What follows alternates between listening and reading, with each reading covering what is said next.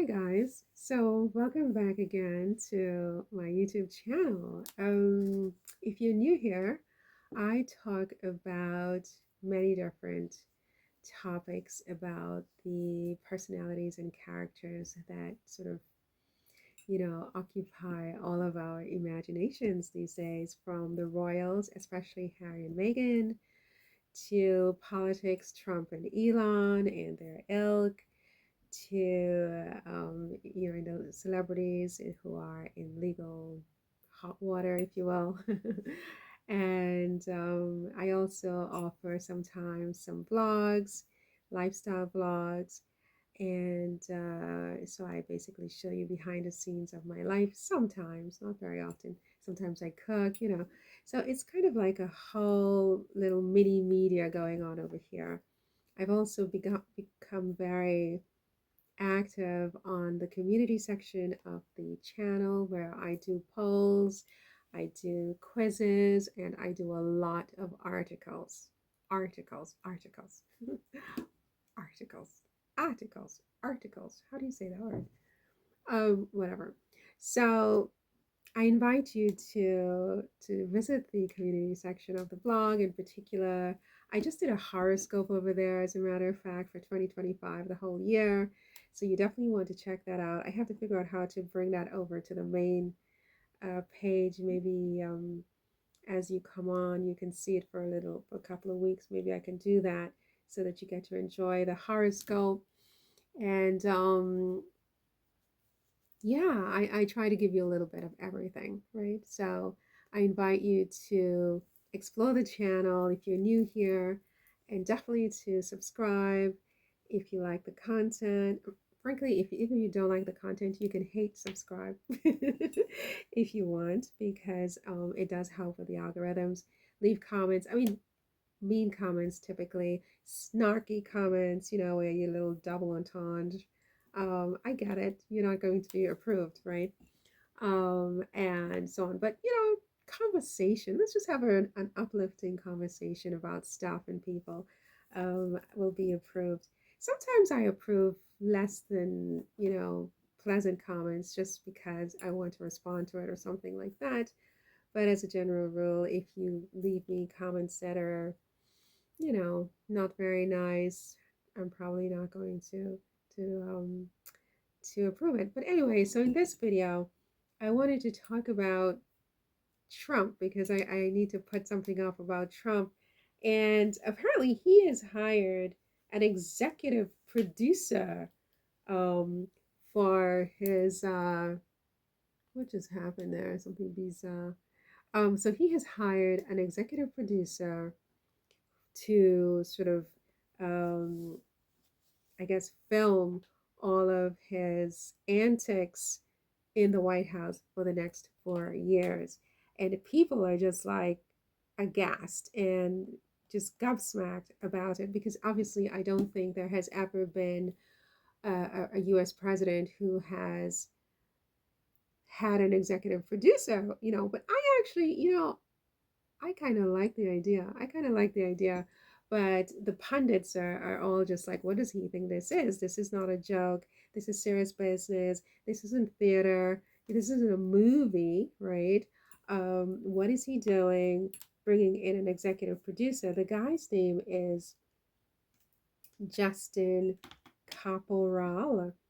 And he was the same guy who he had made this viral video of Trump driving a garbage truck during the campaign. And I think that that video apparently went viral. And people are saying that it sort of really helped to cement his image as the candidate who was most in touch with the working class people. Anyway, the irony of it doesn't escape me, but it seems to escape everybody else. I mean, this is a multi-billionaire. He hangs out only with other multi-billionaires. He lives in multi-billionaire mansions and towers, etc., etc. He really, I don't think, I mean, and this is not to critique him or anything like that, but I mean, it's to say the fact that I don't really see Mr. Trump as this, you know, epitome of working class America. Um, but he he is seen as this sort of hero by the working class of the sort of base MAGA, um, you know, zeitgeist. And it is just something that I think goes to his emotional intelligence, which I've spoken about on other occasions, where I just see him as someone who has a very, very high emotional IQ. I mean, he knows how to do people, how to play people, how to get them, to reel them in. He also knows how to get rid of them as well. I mean, he's a very sort of, I think, I don't really know him, but he knows when to cut them loose, it seems. But before that, it's like bees to honeycomb. He really knows how to get people to come into his orbit, into his spider's web, And so anyway, back to this guy, the executive producer, Justin Capahal. And he said here, Justin, I'm reading from The Hill. He says, Justin has been with me right from the beginning of a very incredible journey, helping to produce our historic rallies and events, including the Republican National Convention, Madison Square Garden, McDonald's commercial, and even my seriously viral garbage truck ride. Oh, so it was a ride. It wasn't that he was driving. Oh, okay. So yeah, I mean, what do you think about that, listener, whoever you are listening to this? I mean, the idea of Trump hiring an executive producer to produce, as if it's a reality show, the next four the next 4 years of his administration. I think, to me, I mean, what do you think that even means?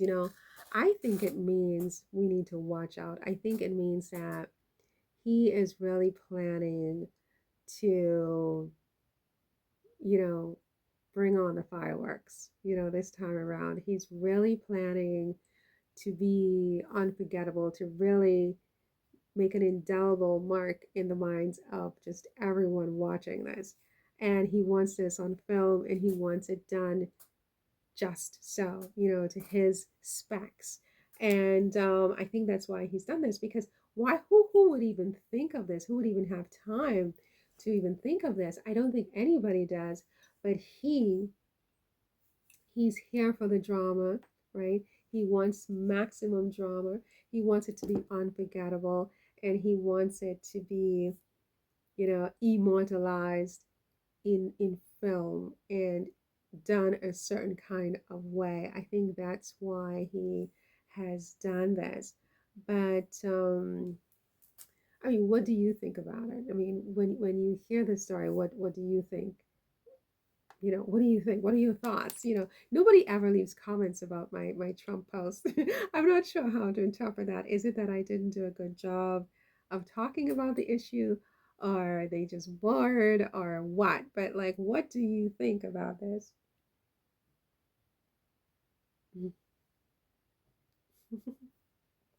I'm always very shy about drinking on camera. Um, drinking water or tea, whatever. Yeah, I would really love to know what you think about this whole thing. I mean, a lot of people have not really talked about it, but some people have, and those that I've seen, it's mostly been negative and kind of like WTF. Me, I feel like it's very, very interesting. I feel like it's unprecedented. It's original, and I tend to be someone who appreciates originality. You know, I like things that are original, things that's never been done before, things that it's like you're the only one who's doing it, um, which doesn't last very long. As soon as you start doing something, then everybody starts to do it, which then makes it boring. But I think, in fact, that after Trump leaves office, the next president will probably, there'll be other presidents who will do that, if not all of them. I definitely think that he will definitely start a trend, and that um, other presidents will actually do that. I don't know if you agree or disagree with that, but I think that he's going to start a trend, even though people are saying, you know, WTF, what is he doing, and so on and so forth. Yeah, so brace yourselves. There's going to be a lot of drama coming out of Washington, and may God help us. I mean, I've been hearing so many crazy things. It seems like even in the UK, um, the far right candidate, is it Farage? Nigel Farage, is calling on Trump and Elon to stop with the, endorsement of far right candidates in Europe and so on. I think this is going to be 4 unforgettable years. And of course, I have always said, and I will keep repeating until the 4 years are over and maybe longer, that while I don't have anything against Mr. Trump, and while I find him very, very fascinating, very exciting, very interesting, the last thing I wanted to deal with was 4 more years of Mr. Trump, because I don't think I have enough bandwidth to cope with all that's going to happen, to keep up with it. And, you know, I think it would not, it could potentially open up the floodgates even after he's left office. Like it would start new trends in the country, in politics, that will be hard to reverse. And I think a lot of people will be hurt. A lot of people are going to get really seriously hurt. And I think it will have an influence even on Europe and what goes on in Europe. And, we know in the 1940s what happened in Europe, I mean, with the Holocaust and things like that. And I don't think it's far fetched to say that it kind of like feels like we're heading in a direction, if not, it may not be Jews this time, you know, but we're heading in a certain direction that is just very, very scary.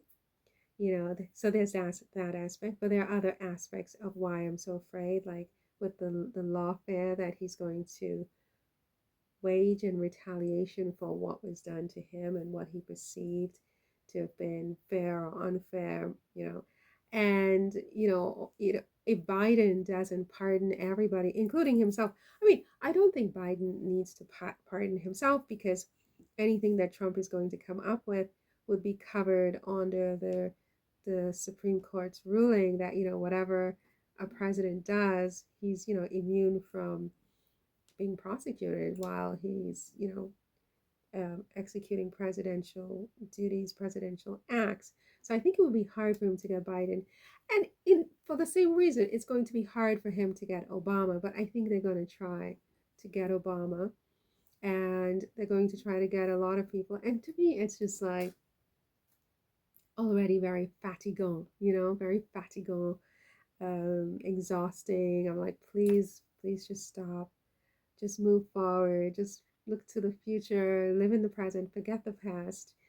But I don't think he has that capacity, which is why I was so adamant that, you know, Kamala Harris was a disaster pick. I mean, don't pick her. From the beginning, I said this, and I have nothing against Kamala Harris. I think she's brilliant. I think she's wonderful. She's beautiful and so on. But it was very clear that she wasn't going to win. And the same people who were jumping up and down at the rallies, I would be surprised if 10% of them actually voted for her.